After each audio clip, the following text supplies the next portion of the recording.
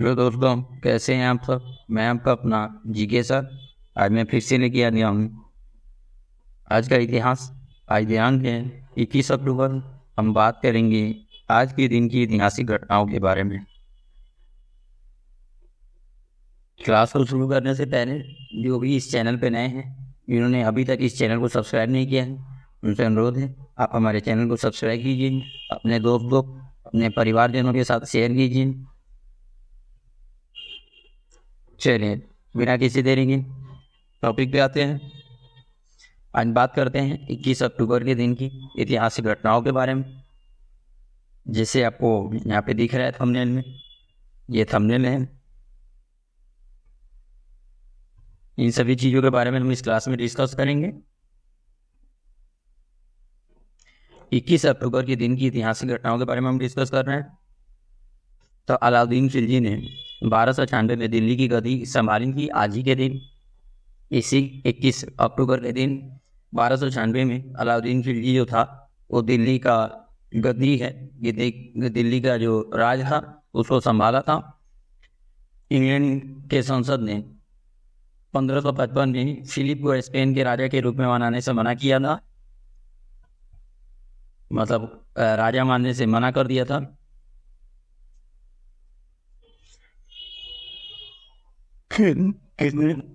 England के संसद ने। नेक्स्ट इधर बढ़ते हैं।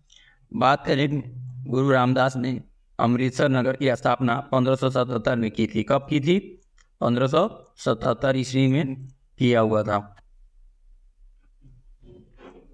बात करें तो रूस और चीन ने सीमाओं को सही करने के लिए 1727 में समझौते किए थे। रूस और चीन ने ये आपसी समझौते किए थे। चीन और रशिया का जो सीमा का समझौता था उस चीज को लेके। बात करें तो स्पेन के तट पर 1805 में ट्राफलगर की लड़ाई हुई थी। किसकी हुई थी? ट्राफलगर की जो लड़ाई हुई थी वो स्पेन के तट पे हुआ था 1805 ईस्वी में। फ्लोरेंस नाइटिंगेल को 1854 में 38 नर्स कर्मचारियों के साथ क्रीमिया युद्ध में भेजा गया था। कितनी नर्स थी? 38 नर्स थी और 38 नर्स के कर्मचारियों के साथ क्रीमिया के युद्ध में इनको भेजा गया था। क्या नाम था इनका? Florence Nightingale. बात करें तो अमेरिका में 1871 को पहला अव्ययासी आउटडोर एथलेटिक खेल जो न्यूयॉर्क में हुआ था। कहाँ हुआ था? न्यूयॉर्क में हुआ था। बात करें, मार्गरेट ओवेन ने 1918 में 1 मिनट में 170 वीपीएम की टाइपिंग स्पीड के साथ विश्व रिकॉर्ड स्थापित किया था। कितने? 170 वीपीएम की टाइपिंग स्पीड के साथ उन्होंने विश्व रिकॉर्ड को स्थापित किया था। कब किया था? 1918 में। नाम क्या था? Margaret Owen. बात करें तो नेताजी सुभाष चंद्र बोस ने 1934 में आजाद हिंद फौज की स्थापना किया था। कहाँ पे किया था? सिंगापुर में किया था। कहाँ किया था? सिंगापुर में किया था। बहुत इंपॉर्टेंट है। नेक्स्ट की तरफ बढ़ते हैं। बात करते हैं तो जयप्रकाश नारायण ने 1934 में कांग्रेस सोशलिस्ट पार्टी का गठन किया था। किसका? कांग्रेस सोशलिस्ट पार्टी का गठन जो था वो जयप्रकाश नारायण ने किया था। बात करें तो फ्रांस में महिलाओं को 1945 में पहली बार वोट डालने का या वोट देने का अधिकार जो था वो मिला था। कब मिला था? 1945 ईस्वी में। बात करें तो संयुक्त राष्ट्र ने 1948 में आणविक हथियार नष्ट करने के रूस के प्रस्ताव को ठुकराया था। किसके? रूस के आणविक हथियार नष्ट करने के प्रस्ताव को उन्होंने ठुकरा दिया था। बात करें तो चीन ने 1950 में तिब्बत पर अपना प्रभुत्व जमा लिया था। किससे? 1950 में तिब्बत पे अपना प्रभुत्व जमा लिया था। आपको पता है कि वो आगे कौन है जो अभी हमारे इंडिया में है? आप कमेंट सेक्शन में बताइएगा। और यहीं पे रहते हैं और किस स्टेट में रहते हैं ये भी बताइएगा। धार्मिक व्यक्ति हैं और जब ये कब्जा हुआ था, मतलब प्रभुत्व जमाया था चीन ने, तभी वो वहाँ से भाग के इंडिया में आके शरण लिए हुए थे। मतलब इंडिया आ गए थे क्योंकि उनको जान से मार दिया जाता, वहाँ पे जेल में कैद किया जाता। नेक्स्ट बात करते हैं बेल्जियम में 1950 को मृत्युदंड जो था उसको समाप्त कर दिया गया था। कहाँ पे? बेल्जियम में मृत्युदंड पहले दिया जाता था, उसको 1950 ईस्वी में समाप्त कर दिया गया था। बात करें भारतीय जनसंघ की तो 1951 में स्थापना हुई थी। कब हुई थी? 1951 में इसकी स्थापना हुई थी।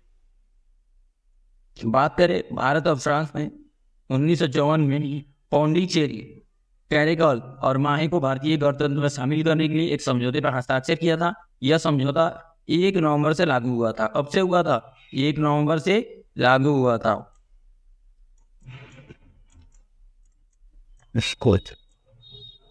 बात करें चीन और भारत की सेनाओं में 1959 को भिड़ंत हुई थी। कब हुई थी? 1959 को भिड़ंत हुई थी। नारमन ई बारलॉग को 1970 में नोबेल का शांति पुरस्कार दिया गया था। क्या दिया गया था? नोबेल का शांति पुरस्कार जो है इनको दिया गया था, नारमन ई बारलॉग को।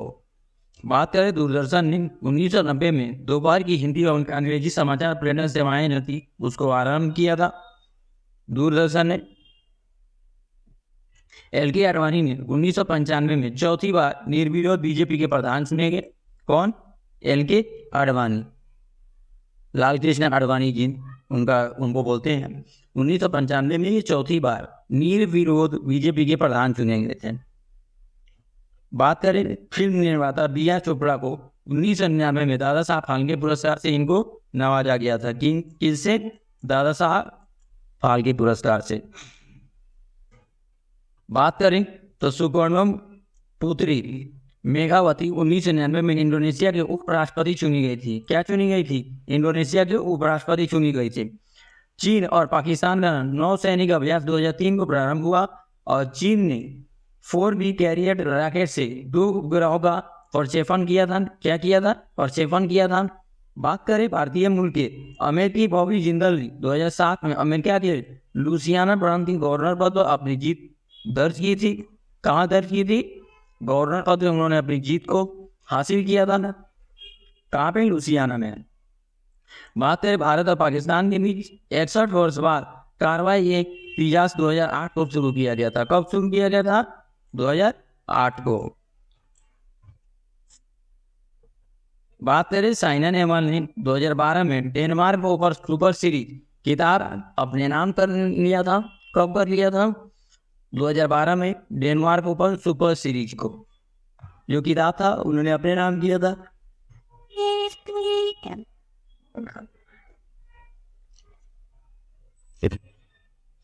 कनाडा की संसद मलाला यूसुफज़ई को 2013 में कनाडा का नागरिकता प्रदान किया था।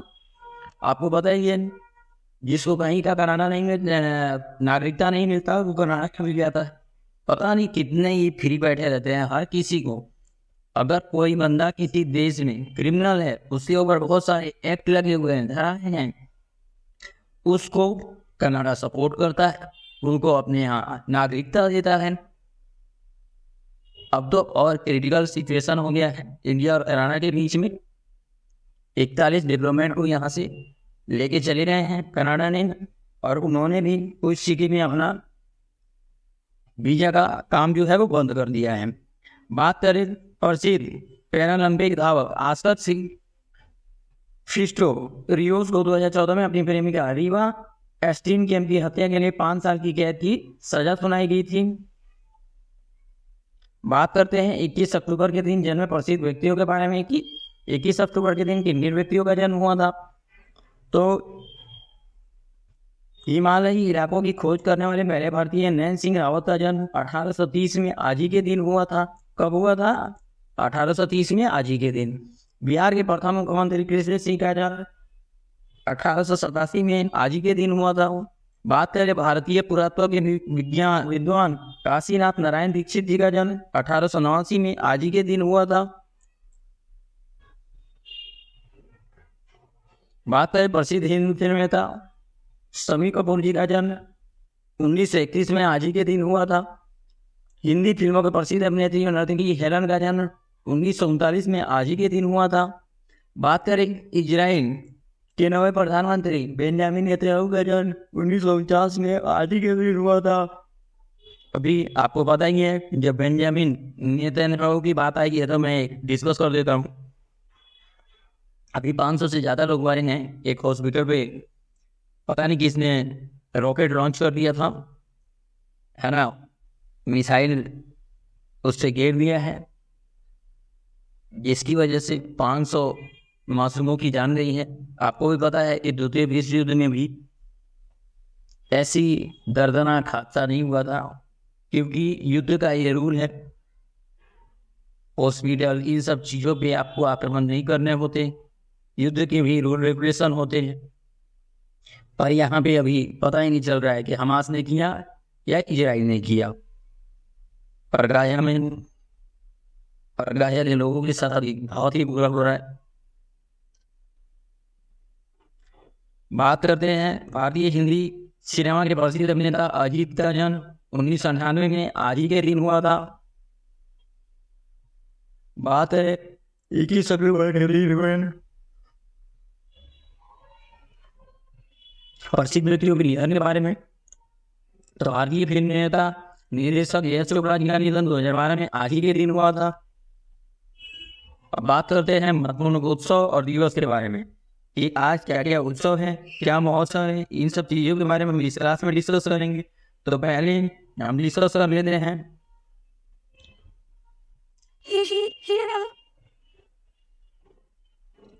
पुलिस स्मृति दिवस। क्या पुलिस स्मृति दिवस क्यों मनाया जाता है पुलिस स्मृति दिवस? तो ये घटना 20 अक्टूबर 1959 को शुरू हुई थी, जब केंद्रीय रिजर्व पुलिस बल CRPF को भारत और तिब्बत के बीच 26 मई की सीमा पर गश्त करने का जिम्मा मिला था। कब? 1959 में। जो उत्तर पूर्वी लद्दाख में भारत चीन सीमा पर नजर रखने के लिए CRPF की 3री बटालियन की 3 इकाइयों को अलग अलग गश्त और स्प्रिंग के रूप में जाना जाता है। हालांकि 3 टुकड़ियों में से एक, जिसमें 2 पुलिस कांस्टेबल एक पुलिस शामिल थे, जो वापस नहीं लौटे। 21 अक्टूबर को एक नया दल, जिसमें DGIO करण सिंह के नेतृत्व में सभी उपलब्ध कर्मियों को शामिल किया गया, खोई हुई टुकड़ी की तलाश से जुटाया गया। जैसे ही वे लद्दाख में एक पहाड़ी के पास पहुंचे, चीनी सेना ने भारतीय सैनिकों पर गोली चला दी। 7 भारतीय पुलिस अधिकारियों को चीनियों ने बंदी बना लिया, उनमें से 10 को ड्यूटी के दौरान मार दिया गया। लगभग 1 महीने बाद 28 नवंबर 1959 को चीनी सैनिकों ने शहीद पुलिस अधिकारियों के शव भारत को सौंपे थे। कितने दिन बाद? 1 महीने बाद। अब इस दिन होता क्या है? तो चाणक्यपुरी में, आपको पता ही है सारे दूतावास चाणक्यपुरी में ही है, तो वहीं पे पुलिस मेमोरियल में परेड होता है। जो जनवरी 1960 में राज्यों के केंद्र शासित प्रदेशों के पुलिस महानिरीक्षकों के वार्षिक सम्मेलन के लिए किए गए प्रस्ताव के परिणाम स्वरूप 21 अक्टूबर को पुलिस स्मृति दिवस या शहीद दिवस के रूप में मनाया जाता है। 2012 से 21 अक्टूबर को दिल्ली के चाणक्यपुरी में पुलिस मेमोरियल में परेड का आयोजन किया जाता है। 15 अक्टूबर 2018 को भारत में पहले राष्ट्रीय पुलिस संग्रहालय का उदाहरण प्रधानमंत्री नरेंद्र मोदी जी द्वारा दिल्ली में किया गया था। खुफिया ब्यूरो और केंद्रीय सशस्त्र पुलिस बल CAPF संग्रहालय के प्रभारी हैं। अब बात करते हैं विश्व आयोडीन अल्पता दिवस। क्या है? विश्व आयोडीन अल्पता दिवस। बताइए आप लोग क्या समझते हैं इससे?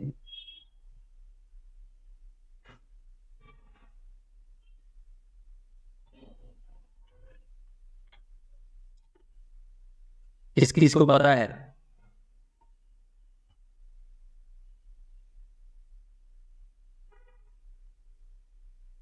अब मैं आपको बता देता हूँ। विश्व आयोडीन अल्पता विकार निवारण दिवस जो है, या विश्व आयोडीन अल्पता दिवस हर साल 21 अक्टूबर को मनाया जाता है। आज ही के दिन जो पिछले साल का थीम था वो थायराइड और संचार था। इस बार का जो थीम है वो आयोडीन और इसके महत्व के बारे में जागरूकता फैलाने का विचार है। आयोडीन एक आवश्यक सूक्ष्म पोषक तत्व है जिसका उत्पादन मानव शरीर स्वयं नहीं कर सकता है। यह खनिज और इसका महत्व मानव जाति को लगभग 5000 वर्षों से ज्ञात है। आयोडीन का सबसे पहला संग्रह 28 ईसा पूर्व में पाया जा सकता है। प्राचीन भारतीय और चीनी ग्रंथों, साथ ही आयुर्वेद में गलगंडा या गर्दन में सूजन, गाइडर जिसको बोला जाता है, उल्लेख है जिसका समय पर निदान होने पर इलाज किया जा सकता है। विकासशील देशों में आयोडीन की कमी एक प्रमुख स्वास्थ्य समस्या है। शायद भारत का कोई भी राज्य आयोडीन अलबत्ता विकार से मुक्त नहीं है। आयोडीन की कमी से होने वाले विकार के जोखिम वाले 165 मिलियन लोगों में से 55 मिलियन लोग गंडवाला से और 2 मिलियन क्रेटिनिज्म से पीड़ित हैं। किससे? क्रेटिनिज्म से। अब होता क्या है, आयोडीन क्यों महत्वपूर्ण है हमारे जीवन के लिए? तो गर्दन में तीतली आकार की ग्रंथि, थायराइड ग्रंथि, शरीर की सबसे बड़ी अंतस्रावी ग्रंथियों में से एक है। थायराइड के लिए महत्वपूर्ण होता है थायराइड हार्मोन के उत्पादन में जो सटीक हृदय गति, चपाचे, शरीर के तापमान और मांसपेशियों की गतिविधियों सहित कई शारीरिक कार्यों में भूमिका निभाता है। यह हार्मोन उस दर को भी नियंत्रण करता है जिस पर मरने वाली कोशिकाएं प्रतिया साबित होती हैं। यदि आहार में आयोडीन की कमी है तो थायराइड ग्रंथि थायराइड हार्मोन को खिलाने के लिए रक्त प्रवाह से अधिक आयोडीन ग्रहण करने के लिए खुद को बड़ा कर लेता है। थायराइड ग्रंथि की इस अतिवृद्धि को गेगारो कहा जाता है।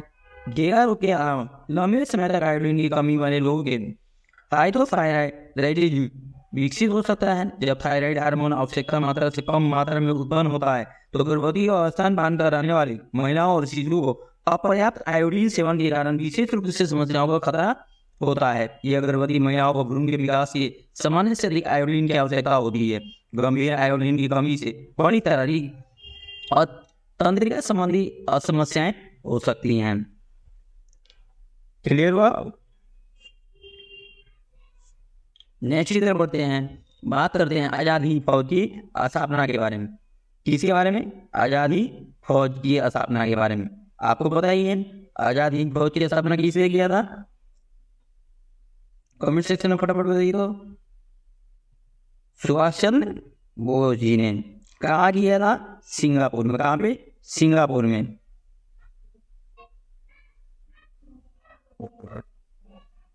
क्लियर हो गया?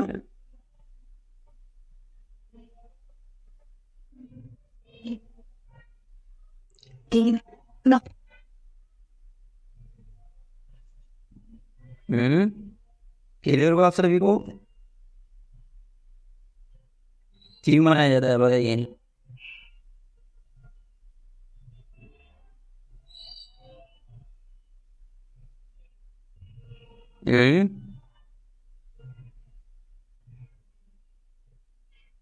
मैं आपको बता देता हूँ इसी बारे में कुछ चीजें हैं जो आपको फटाफट आज बता देता हूँ। 21 अक्टूबर 1943 को सुभाष चंद्र बोस ने सिंगापुर में आजाद हिंद फौज, जिसे अर्जी हुकूमत आजाद हिंद के रूप में भी जाना जाता है। किसके? अर्जी हुकूमत आजाद हिंद के रूप में भी जाना जाता है कि अंतिम सरकार के गठन की घोषणा की, जिसमें मुस्लिम राज्य के प्रमुख प्रधानमंत्री और युद्ध मंत्री थे।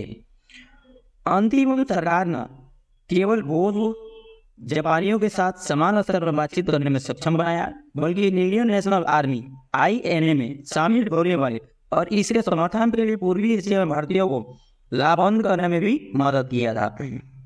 सुभाष चंद्र बोस ने देश के बाहर से स्वतंत्रता संग्राम को नेतृत्व प्रदान किया। उन्होंने द्वितीय विश्व युद्ध जो 1939 से 1945 के बीच में हुआ था के परिणाम को भारत की स्वतंत्रता की दृष्टि से एक महत्वपूर्ण अवसर माना। वर्ष 1940 में बोस को नजरबंद कर दिया गया, लेकिन 28 मार्च 1941 को वे बर्लिन भागने में सफल रहे। वहां के भारतीय समुदाय ने उन्हें नेताजी के रूप में सराहा। उनका स्वागत जय हिंद से किया गया। वर्ष 1942 में इंडिया इंडिपेंडेंस लीग का गठन किया गया और भारत की आज़ादी के लिए इंडियन नेशनल आर्मी INA के गठन का निर्णय लिया गया। रास बिहारी बोस के निमंत्रण पर सुभाष चंद्र बोस 13 जून 1943 को पूर्वी एशिया आए। उन्हें इंडियन इंडिपेंडेंस लीग का अध्यक्ष और INA का नेता बनाया गया, जिसे लोकप्रिय रूप से आजाद हिंद फौज कहा जाता है। INA का गठन पहली बार मोहन सिंह और जापानी मेजर इवाइची फुजीवारा द्वारा किया गया था और इसमें वर्तमान मलेशिया, जिसको हम बोलते हैं अभियान तथा सिंगापुर में जापान द्वारा बंदी बनाए गए ब्रिटिश भारतीय सेना के सैनिक शामिल थे। नवंबर 1945 में INA के द्वारा लोगों पर मुकदमा चलाने के लिए ब्रिटिश कदम के कारण पूरे देश में बड़े पैमाने पर प्रदर्शन किए गए। उन्होंने प्रसिद्ध नारा दिल्ली चलो दिया। उन्होंने भारतीयों को स्वतंत्र का वादा करते हुए तुम मुझे खून दो मैं तुम्हें आज़ादी दूंगा, इस तरह से उन्होंने पंक्तियां पढ़ी, उन्होंने स्लोगन दिया। सुभाष चंद्र बोस जी के बारे में बात करें तो उनका जन्म 23 जनवरी 1997 को उड़ीसा के कटक शहर में हुआ था। उनकी माता का नाम प्रभावती दत्त बोस और पिता का नाम जानकी नाथ बोस था। उनकी जयंती 23 जनवरी को पराक्रम दिवस के रूप में मनाया जाता है।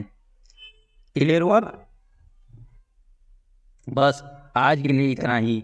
अगर आपको हमारी क्लास अच्छी लगी है तो आप हमारे चैनल को सब्सक्राइब कर सकते हैं। अपने दोस्तों के साथ, अपने फ्रेंड, फैमिली, इन सभी लोगों के साथ इस चैनल को सब्सक्राइब करवाइए, शेयर कीजिए और बेल आइकन को जरूर प्रेस कीजिए। हम फिर मिलते हैं नेक्स्ट किसी वीडियो में। तब तक के लिए जय हिंद, भारत माता की जय।